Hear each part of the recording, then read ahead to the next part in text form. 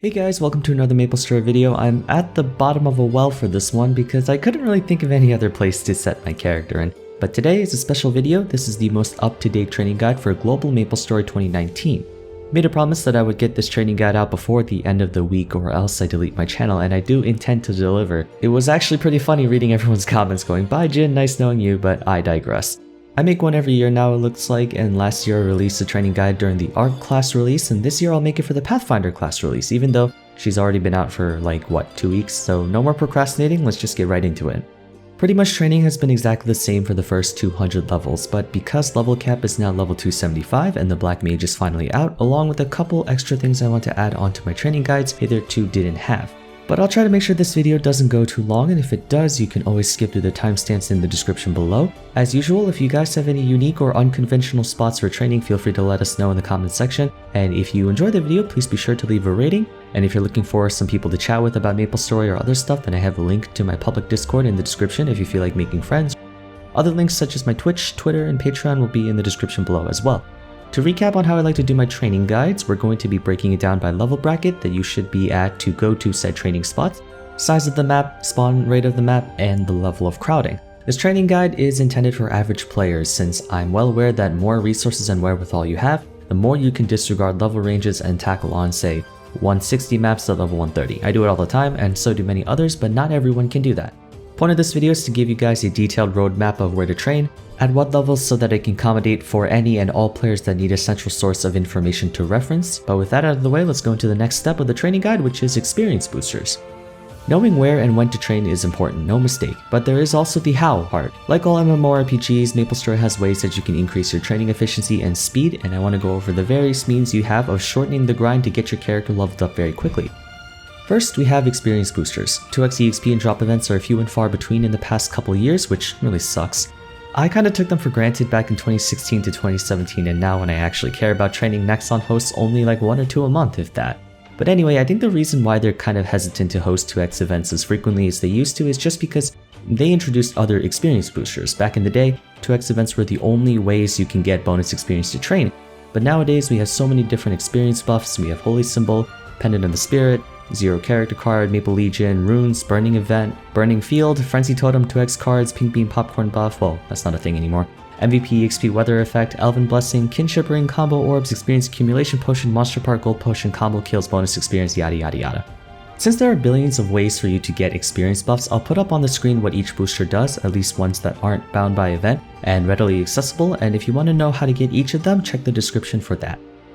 In terms of training, the experience scaling is quite low up until around 150, where things start to take a little longer to level up. Experience multipliers as a whole don't really matter until level 180 even. At least all the small stuff. For the most part, once you start reaching level 210 plus is when every little bit begins to count. Cause say you have to kill 160,000 mobs to level up, 10% more experience reduces the number you have to kill down to 144,000, which is significantly less and definitely worth going out of your way. On the other hand, if you have to only kill 160 mobs, 16 less is not that big a deal, maybe 10 seconds more of training. But the higher level you are, when you reach the point of having to take out 2 million mobs per level, needing to take out even 100,000 less saves you so much time. Long and short of it is, don't lose sleep on maximizing your experience rate until you're about level 210 or higher, even like 230. 4x alone is more than enough. Just to note, this guide also applies to players on Reboot. I remember a lot of comments on my old training guide entailed, does this video work for Reboot servers? So for those of you who watch videos before asking questions, yes, this applies to Reboot as well. Though I like to think it's prevailing wisdom that the idiosyncrasies of training in Reboot and regular servers don't really differ too much. I think that's it. That should be everything, so time to get into the actual meat of the video. If you enjoyed, once again, a rating would be much appreciated, and make sure to follow me through the links in the description below. But with that out of the way, let's get started. Golem Temple. You've seen this one before, you'll seen it forever. A classic trading spot ever since 2011, Golem Temple is located outside of Hennessy's and Victoria Island, just a short walk down, and has 5 different maps, each with a different variant of Stone Golem, but all of them are really good to train in. Most people like to chill in the Flaming Mixed Golems since they're the highest level though. The maps are all quite small to accommodate for first job, and both spawn and experience aren't bad either. You should stay here from level 10 to 25-ish, where you can go to a different place to get the other 5 levels. In between level 20 and 30, head over to Alinia's Giant Tree and Green Tree Trunk, where you'll run into Evil and Curse Eyes, these weird creepy looking Cyclops two-hand gremlin thingamadoohickeys, I don't know. You can get here by going from Ilinia upwards and taking a portal at the left. The pathway is easily lined out for you. Ilinia's maps are marginally larger than Hennessy's, but the spawn increases to make up for it. This place used to be a popular spot for botters, but after Nexon's been banning most of them, we can take a couple channels, I'm sure. Roughly the same experience scaling as Golem Temple, just with slightly higher level. These mobs are in the mid-20s, I usually stay here until level 30. Here's a new training location we haven't seen. Gold Beach has been kind of nerfed into the ground, so Savage Terminal will replace Gold Beach as the premier location to train from in between 30 to 50. You can get there by heading to Pantheon and going through the Savage Terminal portal at the very left of the map.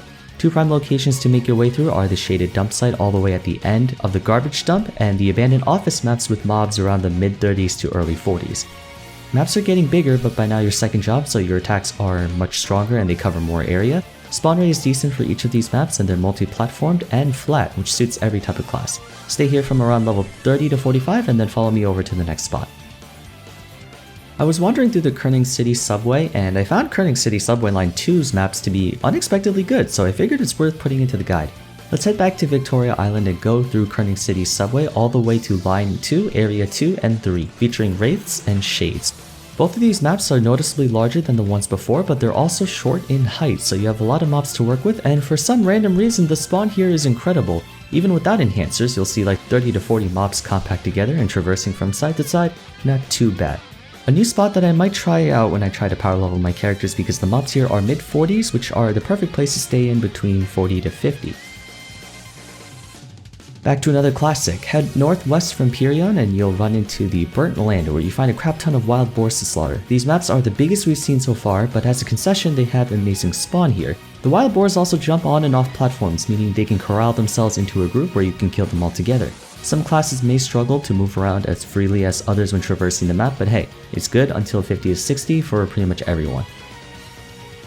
I'm gonna take a quick pause here to explain what runes are. By now you'll have noticed strange floating stone tablets with like a hieroglyph on them, and occasionally you'll see a message on the screen that says free the rune and lift the elite boss curse.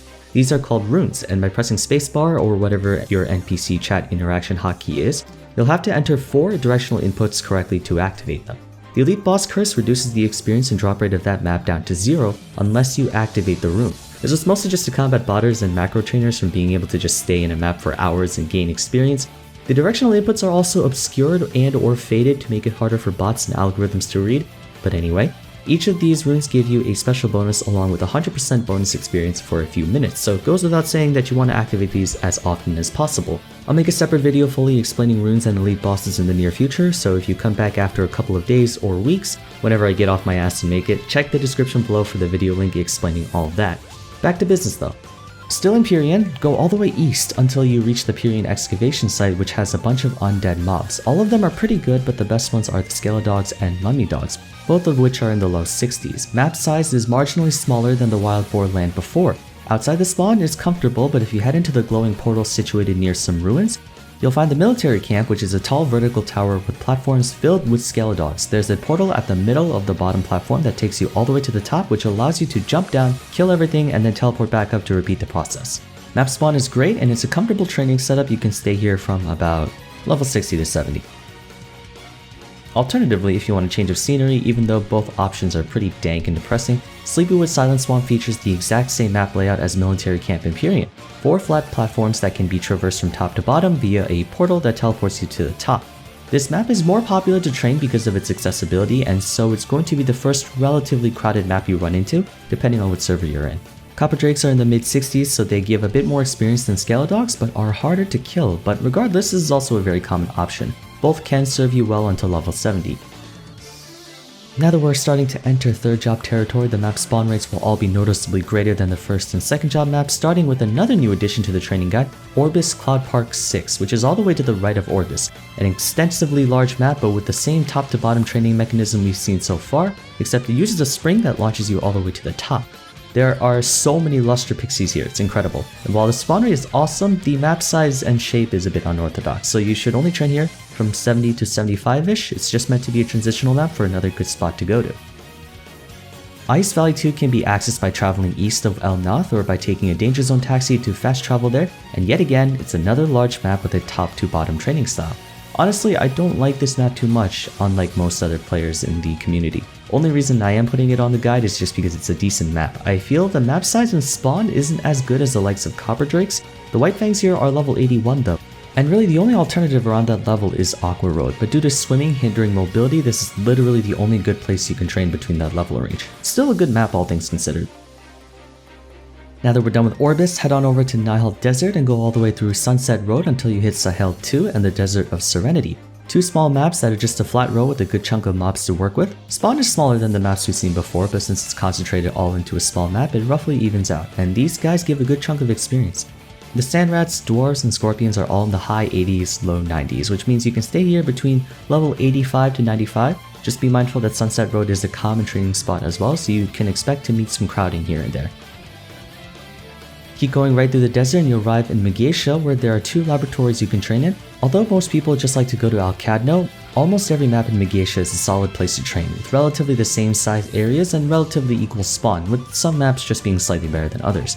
While everyone chills in Alcadno labs, I also think a couple of Zenumist labs are solid as well, such as Lab Unit 202 and 201.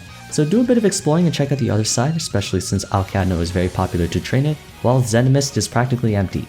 You know, some good sleeper OP maps if you get what I mean.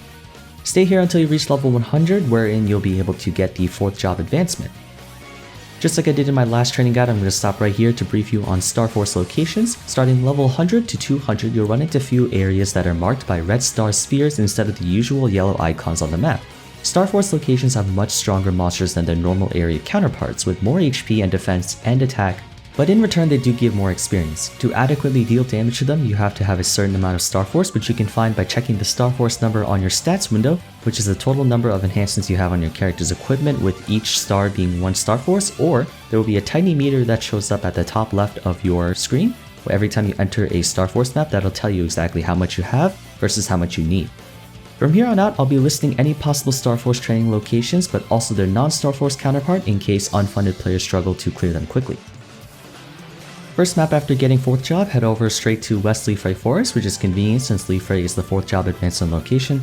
Rashes can keep you good from level 100 to 105, having 3 flat platforms with decent spawn in between each of them. Good place to test out your new 4th job skills, nothing much else to say. Just a solid map to train in. You can also explore other maps in Outer Leafre since they're all around the same size and spawn. The Starforce area between level 100 to 110 is Leafre Sky Nest, with Sky Nest 2 being the best one. Blood Harps require only 5 Starforce, which you should easily be able to get by now, just a sort of easier way into the Starforce maps, but higher level ones will require much more. Spawn is about the norm here, and the map design is a little awkward, but since each harp gives you so much experience, you can level up quickly if you have the damage. You can stay here until level 110, sometimes 115 if you want to stay a little longer, and let's get on to Ludus Lake. I freaking love this map back when the mobs were like level 63 or something. You guys remember that?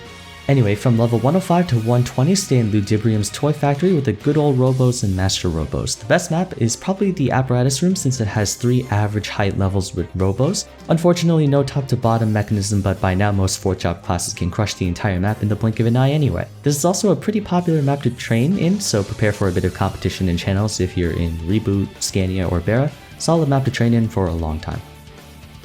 At level 120, head over to Korean Folktown's Moon Bunnies, which is a trapezoid type map, just a lot of cute little rabbits that want to make some mochi and kill you with it. The same concept applies to this map as well, but you might run into a good number of botters or other players on this map since it's a good popular place to train for them, but you should be able to enjoy yourself here until around 135. The Starforce map from 120 to 140 is Dual Goats Pirates in Clock Tower's Unbalanced Time, located in Warp Path of Time 3. This map is phenomenal, having the best top-down training system out of any map in Maple arguably. There are multiple platforms in a super tall map where you can just simply have to jump down, kill everything until you get to the bottom, teleport on back up, and rinse and repeat. Spawn is insane, and these guys are also pretty tough, so make sure your character is strong enough to tank their damage. Best time to test out the full force of your character's 4th job skills. Okay, on to level 140-ish to 150, we have the Goblin House in Korean Folktown. Just by looking at those statistics, you might be wondering why it's a good spot to train in if the experience isn't that great and the spawn is kind of low. That's because of the map size. Goblin House is really compact both in length and height, meaning all the mobs are together. If you have Kishin Shulkan, Fury Totem, or Frenzy Totem, this map is heaven to train in because of how dense the map is. Even if you don't have spawn enhancers, this map isn't that bad. Besides, you have no better alternatives. There are actually two Starforce locations in between level 130 to 150, with the first one being Dead Mind's Cave of Trial 3, right before Zakum. The map is insanely long, but with small platforms, each with a cluster of Starforce Banes. By now, Starforce maps will be much more dangerous for low-level players because the mobs hit like trucks, so be ready for them. Some people aren't too big a fan of how uncomfortable it is to travel from one end of the map to another, and I do agree, but it's still a Starforce map, and Starforce maps are always awesome for training.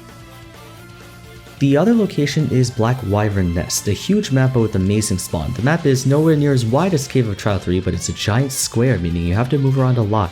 While spawn is terrific, there are a lot of uneven and strange platforms spread across the map. If you play a class with a lot more vertical mobility, you'll have a better time in Wyvern Nest, but if you have a class with tons of horizontal mobility, you're more at home in Banes. Either map is terrific to get you to level 150 though. Kerning Tower is the best place for you to train from level 150 to 170 for both Starforce and non-Starforce since they have both. The two floors that people seem to enjoy the most are the second floor's cafe espresso machines and the fifth floor's cosmetic dressing tables, which are both really freaking big.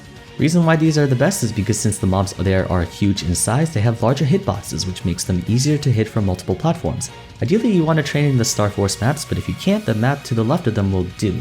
While there are some other alternatives between 150 and 170, Kerning Tower is almost infinitely better, so there's really no reason to go anywhere else. Besides, it's fun training here.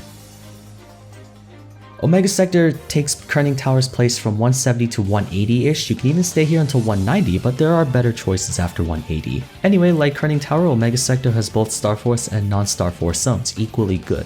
The non-Starforce map is Mothership Corridor 203, while the Starforce map is Corridor H03. The platforms for Corridor H03 are weirdly placed, but hey, it's an alien mothership, what do you expect? Some classes are more comfortable here than others if they can hit the mobs up at the very top without having to actually travel there.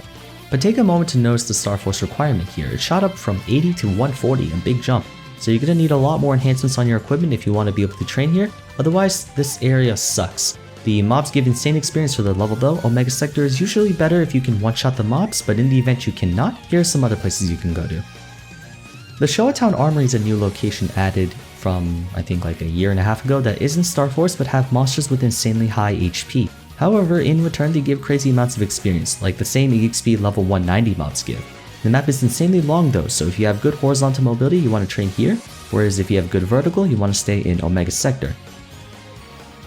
Let's go back to Savage Terminal for a bit because for some ridiculous reason a beginner area that has level 10 to 40 mobs also has level 170 mobs, like what the hell? Anyway, this is also a decent place to train if you have neither the Starforce nor the horizontal mobility for Showa Town Armory or Omega Sector. Savage Terminal Scrapyard has relatively modest map size and design, with a few flatline platforms sprawled throughout the map. It's not too big, but spawn is also quite average. It's a nice place to train for a tiny bit, but you only want to stay here from 170 to 180.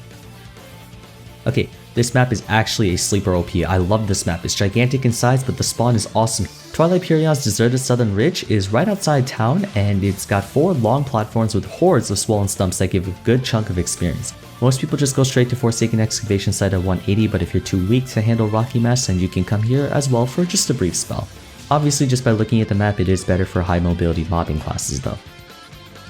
So there are 2 places in Twilight Perion Forsaken Excavation site that I want to show you. The first one is the popular Fest 2 or Forsaken Excavation site 2, which has a map design bearing similar resemblance to the Korean Folktown's Goblin House. It's just a bit bigger with more spawn. You can either stay here all the way until 200 or you can head to Forsaken Excavation site 4 or Fest 4, which is another good old top to bottom training spot. Fest 4 is a viable alternative to choose if you play a class with high vertical mobility, or if Fest 2 is crowded, which it almost always is in Reboot Scania and Bera. You can enjoy the rest of your pre-level 200 time here. Not really any other place to train around this level besides maybe Scrapyard.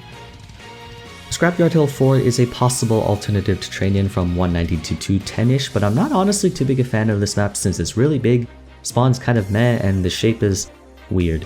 To be honest, you'll have better training rates in Fest 2 than here regardless of what class you're playing or how strong you are or your experience rates, but if you do want to try something else then it is here. Okay, so starting level 200 you'll be entering the Arcane River where you'll spend the rest of your days rotting in until you reach 275. Get used to it.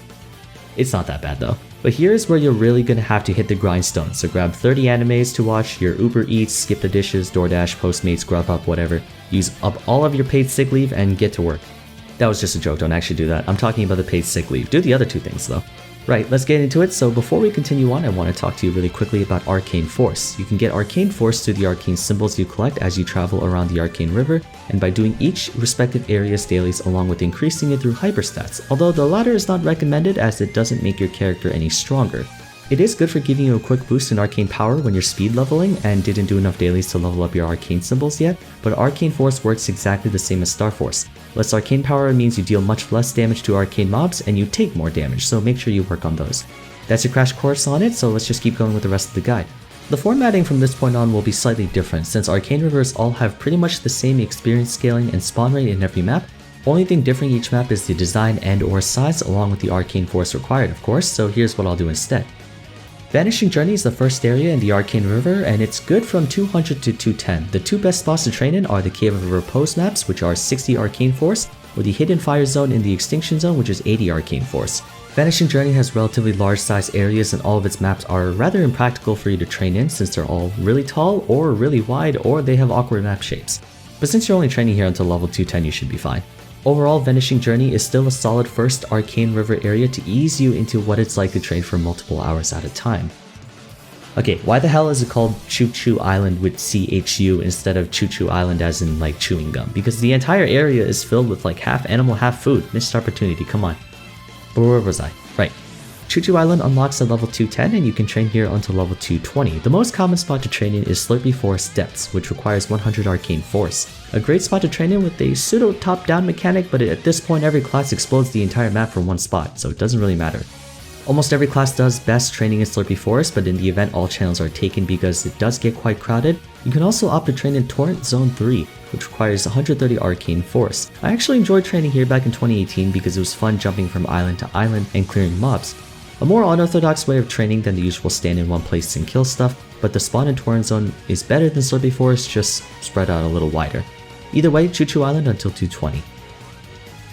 Leshalin, widely regarded as one of the worst parts of training from 200 to 250 because they have zero good maps. Choo Choo has a couple of decent ones and Vanishing Journey has average maps, but every single map in Leshalin sucks. You're either too tall, too wide, or have bad spawn. But, you know, gotta do what you gotta do. There are two places that are somewhat decent for training. The first one is Revelation Place 3, which is the best map to train in for stationary mobbing classes, whereas Chicken Festival 2 is better for high mobility classes, so take your pick with either one, both requiring 210 Arcane Force. On the fortunate side, you only have to train here for 5 levels, so just tough on through and you'll be graced with one of the best training areas in the history of MapleStory. Notice how we went from 220 to 225 for Leshalin to 225 to 250? This is how good Arcana is. The next map in the Arcane River. Its Arcane Force requirement reaches 360, which is a huge jump from 210, but there's this one beautiful map in Arcana called Cavern Lower Path, which is a 3-platform location almost like Fest 2, except infinitely better. This is hands down the best place to train at for almost every class in the game, all the way until level 250. CLP is pretty much the only good spot in Arcana to train in, but the mobs are level 237, which is 12 higher along with 150 Arcane Force higher, which means if you're not that strong you'll struggle to do significant damage to the mobs until around maybe 230. If you're looking for a slightly easier location to train in, try Between Frost and Thunder 1 and 2. Either way, Arcana is awesome, beautiful scenery and music too. But let's move on to the next area at 230. Actually, I take that back. Moras suffers from the Leshalin Syndrome too, where every single map is just so incredibly huge that even if it has good spawn, it's still kinda crappy. The only viable map in Moras would have to be that day in Trefet 2, since it has 2 large platforms that are flat and with great spawn. Classes with really strong directional mobbing like Arc, Cadena, and Zeros can probably make use of it, but it pales in comparison to Cavern Lower Path. Pretty much every map in Arcana before Tenebrae does. To an extent, there are 2 good maps in Esphra that have training speeds rivaling or somewhat exceeding Cavern Lower Path, but requiring much more effort to maximize training efficiency. Mirror Touch C2 and 3 require a whopping 600 Arcane Force. The maps are ostensibly larger than Cavern Lower Path, but with a higher spawn cap. In other words, if you have spawn enhancers like Frenzy Totem, MTS2 is technically better, but it depends on what class you play. If you can erase the entire CLP map before frenzied mobs respawn, then MTS2 and 3 are faster, but only if you can full map clear in less than a second. Alrighty, now you hit level 250, congratulations! Which is what I would say if it was 10 months ago, but too bad you're not finished, we have 275 now. 3 big importance to note when training to 275. Number 1, you cannot use 2x cash shop cards, so make peace with having to spend over 30 hours a level or something absolutely ridiculous. Number 2, maximize every single possible EXP booster even if it only gives 10% or even 5% or even 3%, because you're at the point where you have to kill millions and millions of mobs, so even 10% will reduce that number by a significant amount. Number 3, now you should use the paid sick leave. I'm just kidding. Never use paid sick leave for a video game, I don't care who you are. The Moon Bridge as a whole is meant to just be a transitional area into the Labyrinth of Suffering because the only major thing to tackle in this area is Gloom, who I think is a gatekeeper type boss. All of the maps do suffer from Leshland Syndrome again, similar to Morass, in that they're all just really big, and while the spawn is solid, the maps are like, they're too big. So there aren't any good options to train in Moonbridge, but if you came here at level 250 instead of level 245, you can just skip that altogether and head straight into Labyrinth of Suffering. The main goal at this point is to just reach 255 to head to Limina, where we have significantly better maps. But first, let's cross into Labyrinth of Suffering and meet up with Varishilla and her other twisted hobbies. Labyrinth of Suffering, or I'll just call it Labs to keep it short, doesn't really get all that much better because the maps are still quite large. The maps are slightly smaller than Moonbridge, but still larger than the likes of MTS and Esphera and CLP and Arcana, so while most people will still choose to stay in those areas, Labs are not a bad choice to transition to because by this point, you're going against mobs that are like 12 to 15 levels higher, which provides sufficient enough increase of experience to be worth having a not so good map. I think the two maps you can go to that are somewhat manageable are Interior 4 and 5. Since the maps are not too high, the platform arrangement is relatively linear, so most classes can simply travel in a clockwise or counterclockwise fashion to kill all of them. Spawn isn't too bad, but certainly sprawled out, so spawn enhancers are a must. Although at this point, if you're level 250 plus, you should have access to a Kana, Fury, or Frenzy Totem, or at least a friend that has one. Stay here from level 250 to 255 and let's head to the good places. So since I'm on level 250, I've decided to request the help of my good buddy Jake, also known as the Seal Lord. He's the first level 275 in non-reboot and he's going to be providing footage for Limina while I go over it. Links will be in the description to his resources and channel, of course. Limina is the final area of the Arcane River and right before the Black Mage. There are a ton of good maps here that are dependent on which class you play, but for the most part they're all relatively solid. Limina maps are still large in size, but because all the mobs here are in the 260 plus, you get a ton of experience from each one. So long as you have a spawn enhancer, you should be able to get much higher rates than CLP and MTS. Arcane Force reaches the high 800s, but by now you should have well over 900 plus just by doing dailies and training and whatnot. Limina's maps are pretty sick, and even though you're stuck here for the rest of your grinding life, the background looks neat, so it's at least good on the eyes. Anyway, End of the World 1-4, 1-5, 1-6 I've heard are pretty good, but most people just enjoy training in 1-5 just because it's a little easier to traverse through and the map shape bears similar resemblance to Revelation Place 3 in Leshland, except with less wonky platforms and a more sleek design. Anyway, that wraps it up for all the training spots from level 10 to 275, now we just have to hope there's no level 300 or else like an hour-long video. Oh boy, just a few side things to make note of and we're finished. I am losing my voice. Holy crap, it's gonna take me 4 hours just to edit down the audio of this, but we're almost done, let's do it. A couple of bosses you want to make note of when training are Zakum, Horntail, and Ranmaru. Zakum is notoriously famous for getting characters, especially burning characters, from like level 100 to 120 instantly, and I've done it multiple times. He's a super easy boss to take out that gives ludicrous amounts of experience, as well as decent level 100 equipment. Horntail and Chaos Horntail are best used around level 140 and 160 respectively. Hard Ranmaru, depending on your experience rate, will give you up to a level from 180 to 195 and even sometimes up to 199. Normal Ranmaru gives you almost no experience though, so it has to be hard mode, and he's not easy to kill for the average player. In terms of other places to train, many of them became relatively obsolete, such as Party Quest or Monster Park, but there is an interesting way to get from level 30 to 200 without having to do anything. If there's an event going on like the Pathfinder event that's happening right now, you can buy one of those AFK chairs, go to the AFK map for that event, and get experience that way. In fact, that's how I got my Kinesis from level 195 to 199, just by literally AFKing overnight and getting 80% experience a day that way. It's a bit of a meme method, but it works up until level 200. After that though, the EXP gain is so low that you won't really get anything out of it, but I mean hey, level 200 by AFKing and doing nothing, I'll take it. Alright, I think that's gonna wrap it up for this training guide.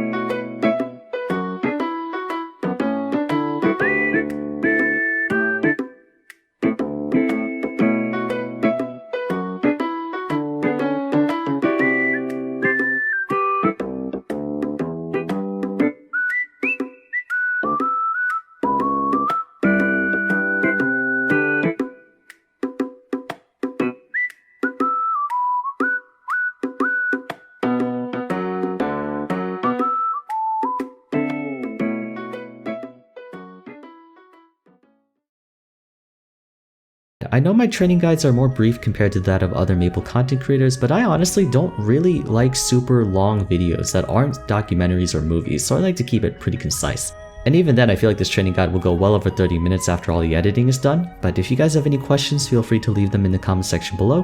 Hope this training guide will help you and your friends out. Don't forget to leave a rating if you enjoyed, and make sure to subscribe for more content, although I'm not sure how much longer I'll be making Maple videos before I take a break again. You can enjoy it while it lasts, I guess.